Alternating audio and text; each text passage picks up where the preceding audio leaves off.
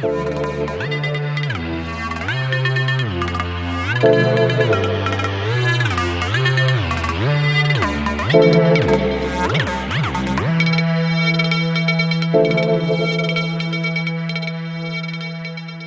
and welcome to Wrestling with Poetry, Kalamazoo, Michigan's premier pro wrestling and poetry podcast. Today, we will hear from poet Clay Ventre, and I will talk a little bit about the history of anabolic steroids and some of how it has impacted professional wrestling. But first, Clay Ventre lives and writes on the North Shore of Massachusetts, and his book, It's Not Love Till Someone Loses an Eye, was published earlier this year. His book is out on Nix's Mate Press. Clay also created the excellent online poetry salon Incessant Pipe. You can check that out on incessantpipe.wordpress.com. The Corset and the Luchador. "What's with the corset?" he asked her. "I'm cranky," she said, overflowing the banks of her foundation. "Well, I have a match downtown," he said. She shrugged. "It's with the ghost of Enrique Ugartechea," he continued. She sighed like Dulcinea, and remembering her hands rolling and crushing the breasts of a virago around him, wondered if that would be considered a hold or a pin. "You're not Mexican," she said. "Kayfabe," he answered. "Touché," she said. "And you're not French," he said. Inside, turquoise and gold reflections surprised them to pieces. Outside, the city ran like a demented clock. "You know," she said, pointing to the corset, "I'm not wearing this for you." "I know," he said, pointing to his leotard, "and I'm not wearing this for you." "Of course," she said, walking away, leaving him wandering a desert. It was breakfast o'clock already when he stepped into a sea of fedoras, realized he'd lost another match. Thank you, Clay. That was fantastic. Today I want to talk about anabolic steroids. Anabolic steroids are synthetic versions of testosterone. Athletes take them to increase their muscle mass, increase endurance, and to become generally large physically. But where did the fake testosterone come from? To find this out, I'll have to go back to the first scientist who isolated pheromones from the testes. Now, here's a quote. "The isolation of gonadal steroids can be traced back to 1931 when Adolf Butenandt, a chemist in Marburg, purified 15 milligrams of the male hormone androstenone from tens of thousands of liters of urine. This steroid was subsequently synthesized in 1934 by Leopold Ruzicka, a chemist in Zurich." That was a direct quote from Wikipedia anabolic steroid.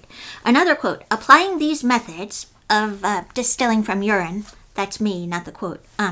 Further, in the 1930s, it was already known that the testes contain a more powerful androgen than androstenone, and 3 groups of scientists funded by competing pharmaceutical companies in the Netherlands, Germany, and Switzerland raced to isolate it. The hormone was first identified by Karoli Gula-David, E. Dingamanse, and J. Freud and Ernst Lacour in a May 1935 paper on crystalline male hormone from testicles. They named the hormone testosterone from the stems of testicle and sterol and the suffix of ketone. The chemical synthesis of testosterone was achieved in August that year when Butenandt and J. Hennisch published a paper describing a method for preparing testosterone from cholesterol. Sadly, Adolf Butenandt was a member of the Nazi Party, and the Nazis used a lot of steroids in various ways.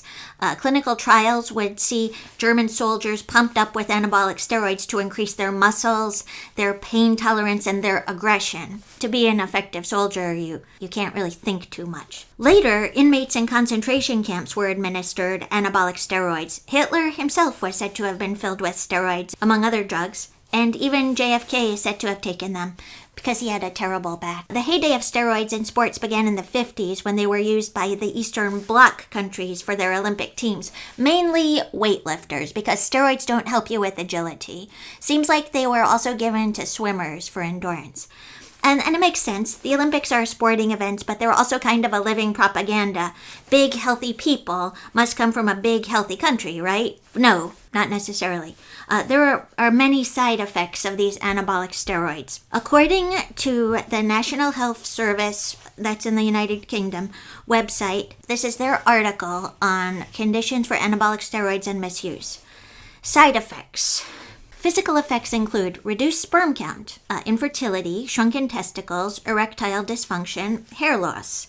Now, naturally, these are going to change from person to person depending on what your hormonal mix is. Breast development, increased risk of prostate cancer, severe acne, stomach pain, facial hair growth and body hair, loss of breasts, swelling of the clitoris, a deepened voice, and increased sex drive. Too much use of steroids leads to heart attack or stroke. Liver or kidney problems result in taking too many steroids. High blood pressure, blood clots, fluid retention, high cholesterol, and the psychological effects include aggressive behavior, mood swings, paranoia, manic behavior, and hallucinations and delusions. So why does this matter? Well, because professional wrestling favors the big guy, and also it favors youth. Naturally, when people are young, they don't necessarily know all the perilous effects of their actions. Why I think the combination of pro wrestling and anabolic steroids is so toxic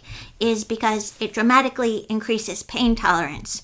So how do you know if you're hurt? How do you know if you have hit your head excessively if you don't feel it as pain? Case in point, Chris Benoit. It's going to get dark. Let me just give you that warning. Chris Benoit was a Canadian wrestler, and he used a lot of steroids, and he killed his wife, Nancy, and their 7-year-old son, Daniel, over 3 days from June 22nd to June 24th in 2007. Both Nancy and Daniel were strangled, and Xanax was found in their system, Bibles placed near their bodies, and the third murder was Chris murdering himself. He hung himself from his pull-up machine. What was found in Chris's body? A shit ton of steroids, among other things. Now add to this the brain damage that he received even in the limited time he spent as a pro wrestler. The head damage he sustained in the course of his wrestling career was significant. And there may be a relationship between acute psychosis, anabolic steroid use, and chronic traumatic encephalopathy. Jimmy Superfly Snuka. Jimmy Snuka abused and probably killed his girlfriend, Nancy Argento. But did Jimmy Snuka use steroids? Yes, and cocaine, and probably other substances went into making this guy so fearless. This man most certainly had the chronic traumatic encephalopathy, and in fact was part of a lawsuit filed in 2016 with 60 other wrestlers against the WWE. The lawsuit was to force the WWE to take care of its wrestlers who acquired this condition, satisfying what was expected of them from the company. If your factory is mangling the workers, you gotta fix the factory one way or another.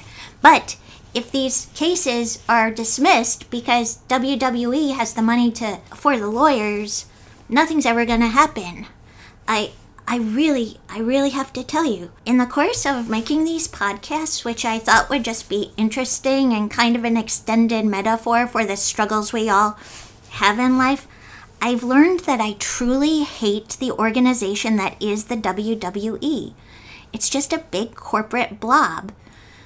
I feel like it spurs on people to take chances with their precious health, and their lives. And I know that I'm a cautious person, but I also know what it's like to get caught up when the crowd likes you.